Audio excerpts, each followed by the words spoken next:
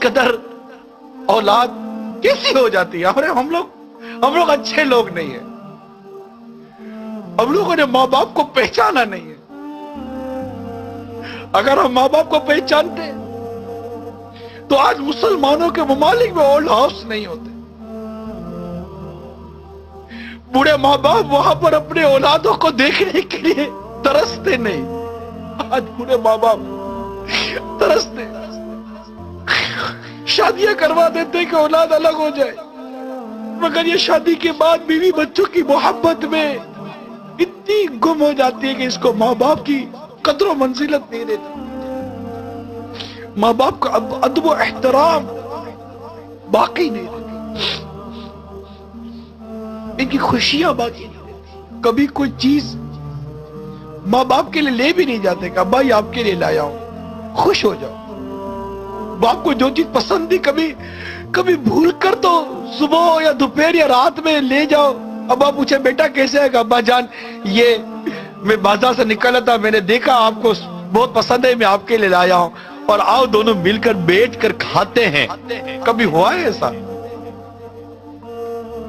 باپ جب نکلتا تھا تو آپ کی پسند کا پھل لاتا تھا کہ میرے بیٹے کو آم پسند ہے. نہیں میرے بیٹے کو کیلا پسند نہیں, میرے بیٹے کو سیب پسند ہے. آج ماں باپ کے آگے ٹھنڈا کھانا رکھ دیتے ہو,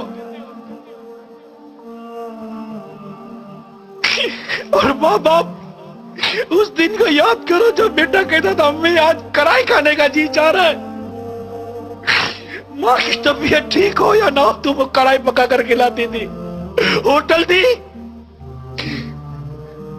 وہ ماں کو باورچی نہیں تھی. نہیں امی یہ پسند نہیں ہے, میں نے آج انڈا کھانا ہے, اس کے لیے یہ انڈا بنایا ہے, میرے لیے وہ انڈا بنا کر دو. تمہیں دو قسم کے انڈے بنا کر تمہاری ماں کھلاتی تھی. آج تو گھر کا سامان لاتے ہو تو بیوی بچوں کے لیے چھپا کر لاتے ہو کہ ماں باپ دیکھ نہ لے, کہ ماں باپ یہ سامان دیکھیں گے تو کہیں گے بیٹا کہاں سے لائے ہو.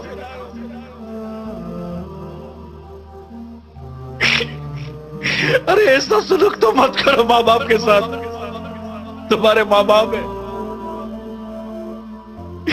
ان سے محبت کرنا سیکھو,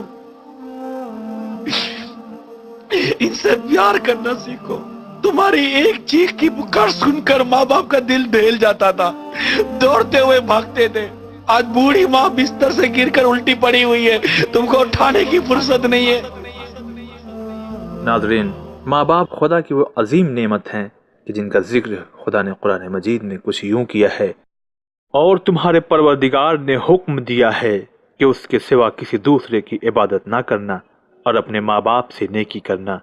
اگر ان میں سے ایک یا دونوں تمہارے سامنے بڑھاپے کو پہنچ جائیں اور تمہاری خدمت کی ضرورت پڑے یا وہ ناراض ہوں تو خبردار ان کے جواب میں اف تک نہ کہنا اور نہ جھڑکنا, اور جو کچھ کہنا بہت ادب سے کہنا, اور ان کے سامنے خاکساری کا پہلو جھکائے رکھنا, اور ان کے حق میں دعا کرو کہ اے پروردگار, جس طرح ان دونوں نے میرے بچپنے میں پرورش کی ہے اسی طرح تو بھی ان پہ رحمت نازل فرما.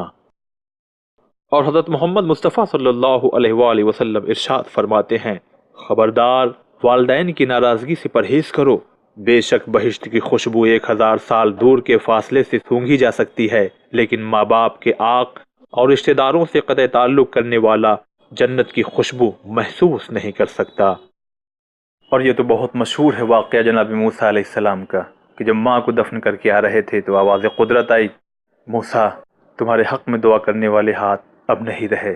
یقیناً ماں کی دعا موت کے علاوہ ہر مصیبت کو ٹال سکتی ہے. امام علی علیہ السلام ارشاد فرماتے ہیں, والدین کے ساتھ نیکی کرنا واجبات الہیہ میں سب سے بڑا فریضہ ہے. ناظرین, واقعی یہ وہی ماں ہے جو تمہارے بوجھ کو اپنے شکم میں اتنے دنوں تک اٹھایا جسے کوئی دوسرا نہیں اٹھا سکتا تھا. اس نے تم کو اپنا خون دل پلایا اور ایسی غذا دی جو دنیا کا کوئی انسان نہیں دے سکتا. اور یہ وہی باپ ہے کہ جو اصل ہے, جو بنیاد ہے, ہم اس کی شاخیں ہیں.